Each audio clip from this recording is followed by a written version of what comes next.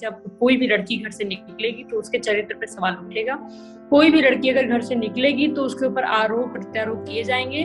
कोई भी लड़की अगर आगे बढ़ेगी तो उसके आगे बढ़ने पर उसकी प्रतिभाओं का सम्मान करने की जगह लोग उसकी मतलब लेग पुलिंग करेंगे। तो लेकिन मुझे लगता है कि महिलाओं को डरना नहीं चाहिए। लड़कियों को, हम महिलाओं को ही आगे आकर के बोलना पड़ेगा कि हम लड़की हैं और हम ही कर सकते हैं। जरूरी ये नहीं कि मैं विधायक बन जाऊं या मैं मंत्री बन जाऊं या मैं कोई बड़े पद पे चले जाऊं। जरूरी ये है कि देश का संविधान बचना चाहिए, हमारा उत्तर प्रदेश होना खुशहाली के रास्ते पे आना चाहिए। तो अगर समाजवादी पार्टी को लगेगा कि मैं लड़ सकती हूँ, मैं अगर कर सकती हूँ, कुछ बदलाव कर सकती हूँ, तो वो मुझे देगी। और अगर अभी मुझे और मेहनत की जरूरत होगी तो मैं और मेहनत करूंगी। सिर्फ महिलाओं को चुनाव लड़ा देने मात्र से बराबरी नहीं आएगी।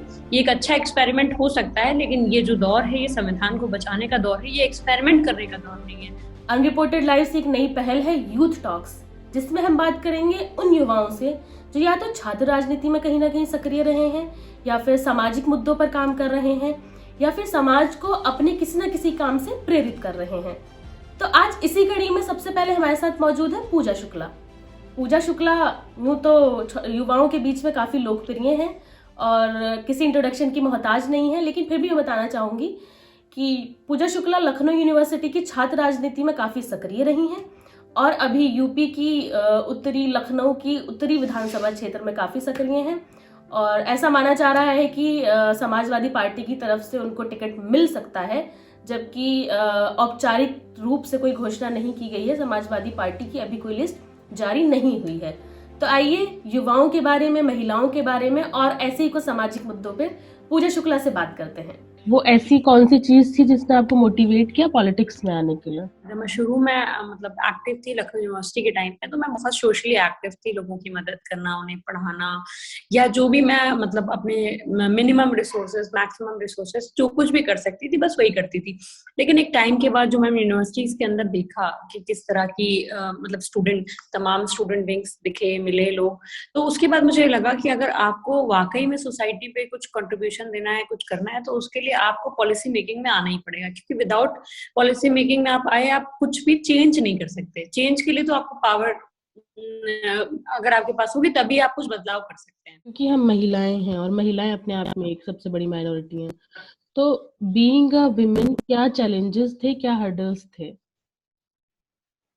देखिए, बीइंग अ वीमेन, आप चाहे पॉलिटिक्स में हो, चाहे मीडिया में हो, चाहे किसी भी फील्ड में हो, चाहे कॉर्पोरेट फील्ड में हो, बीइंग वीमेन आपको बहुत सारी तरह के स्ट्रगल्स को फेस करना पड़ता है। और खासतौर पर अगर आप पॉलिटिकल फील्ड में जाने की सोचेंगे, क्योंकि देखिए हजारों हजार लोग इस फील्ड में आते हैं और बहुत कम लोग होते हैं जो एक पावर मेकिंग पोजीशन में पहुंच पाते हैं।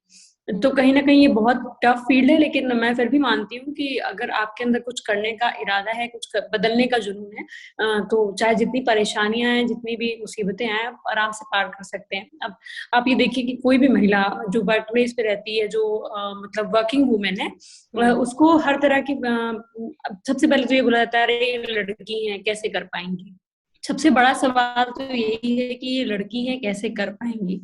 तो हमें लगता है कि जिस तरह से प्रेजेंट सिनेरियो में महिलाएं आंदोलन में सक्रिय होकर के भागीदारी कर रही हैं, पॉलिटिकल फील्ड में जिस तरह से महिलाएं आई हैं, तो धीरे धीरे ये सोच बदल रही है और इसको और कोई नहीं बदल सकता।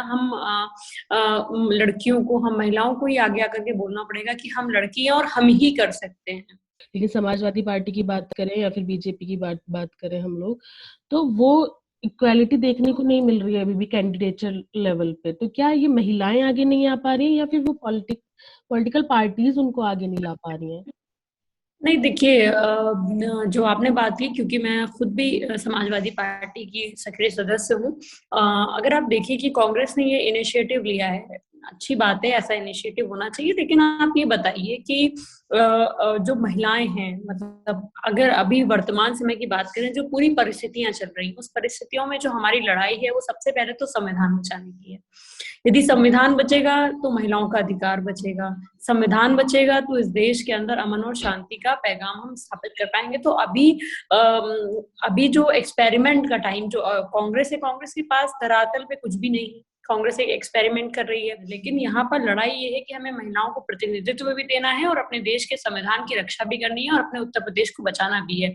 तो कहीं ना कहीं जहां पर भी महिलाएं मजबूती से पिछले 5 सालों से लड़ रही हैं, काम कर रही हैं, वहां पर महिलाओं को मौका दिया जा रहा है। हम नॉर्मल जनरल बात करें तो हम महिलाओं को बहुत कम पॉलिटिक्स में देखते हैं, तो आपको इसके पीछे क्या रीजन लगता है? ये सामाजिक रीजन है या फिर क्या? देखिए, किसी भी चीज में जब बदलाव आता है तो वो एकदम से नहीं आता है। मैं बार बार यही कह रही हूँ कि उत्तर प्रदेश के अंदर जिस तरह से पैट्रियार्की है, या उत्तर प्रदेश के अंदर जिस तरह से महिलाओं का जो पार्टिसिपेशन है वो कम है, उसका कारण ये है कि यहाँ पर हमेशा से मनी मसल पावर पॉलिटिक्स रही है और धीरे धीरे यहाँ पर चेंज हो रहा है, धीरे धीरे लड़कियां आगे आ रही हैं। आप ये देखिए कि पूरे 5 साल में किसने लड़ाई लड़ी है?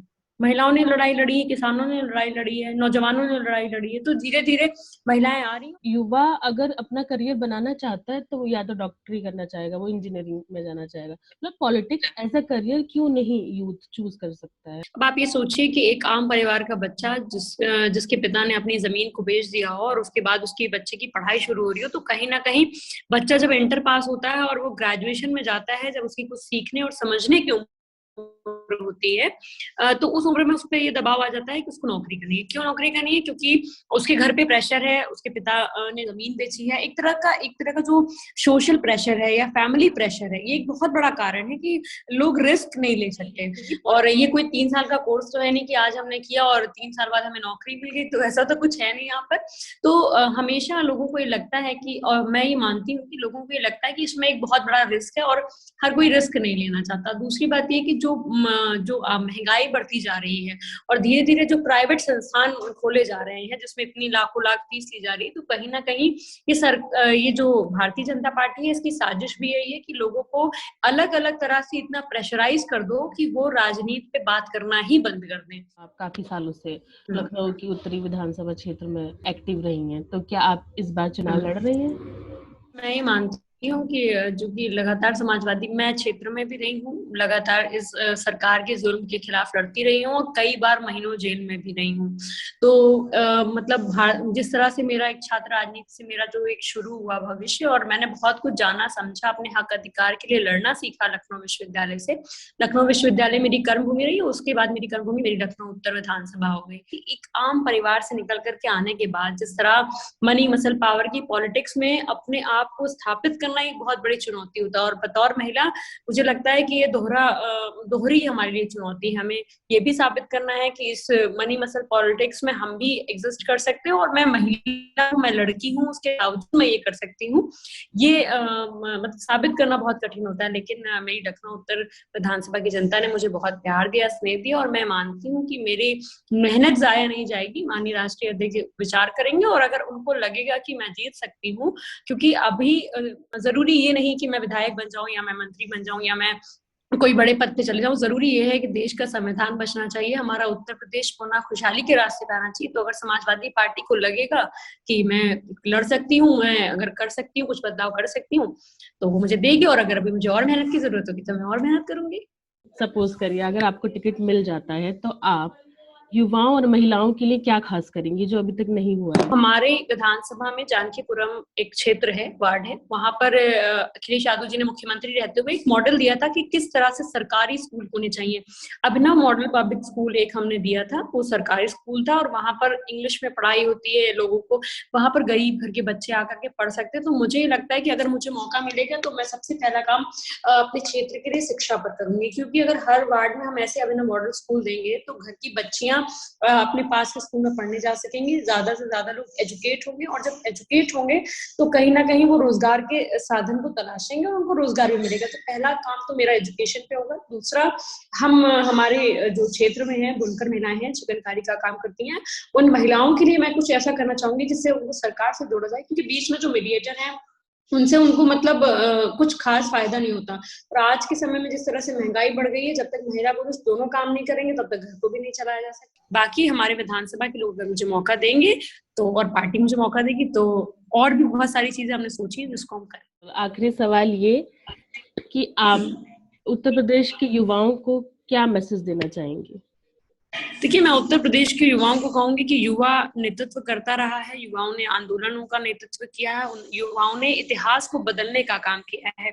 आज भारतीय जनता पार्टी की सरकार में लगातार हमारे भाई, हमारी बहनें सड़क पर पिट रही हैं, रोजगार के लिए सड़क पर दर-बदर भटक रही हैं, और उनकी योग्यता का सम्मान करने की जगह मुख्यमंत्री योगी आदित्यनाथ ने ये कहा कि उत्तर प्रदेश के अंदर रोजगार तो बहुत है, लेकिन योग्य नौजवान नहीं है। तो कहीं ना कहीं ये सोचने की जरूरत है उत्तर प्रदेश के नौजवानों को कि जिन योग्य नौजवानों का अपमान उत्तर प्रदेश की सरकार, योगी आदित्यनाथ की सरकार ने किया था, उसके खिलाफ अब यही मौका है जिसमें हम उनको सबक सिखा सकते हैं। तो योगी नहीं, योग्य मुख्यमंत्री चुनिए, जो ऐसा मुख्यमंत्री चुनिए जो आपके लिए रोजगार की बात करे, जो आपके लिए पेंशन की बात करे, जो आपके घरों के बिजली के बिल को माफ करने की बात करे, जो शिक्षा, स्वास्थ्य, सुरक्षा पर काम करे। और हमने 2012 से 17 तक मुख्यमंत्री श्री अखिलेश यादव जी ने काम किया था, और मैं ये मानती हूँ कि उत्तर प्रदेश के नौजवान इस बार फिर सुपुना समाजवादी पार्टी को मौका देंगे और योगी नहीं, योगी मुख्यमंत्री को चुनेंगे। तो अनरिपोर्टेड लाइव्स की नई पहल यूथ टॉक्स पे आज हम बात कर रहे थे पूजा शुक्ला से। ऐसे ही और युवा चेहरों के साथ हम आपसे मिलते रहेंगे, उनका आपसे तारुफ कराते रहेंगे। आप हमारे साथ जुड़े रहिए अनरिपोर्टेड लाइव्स पे।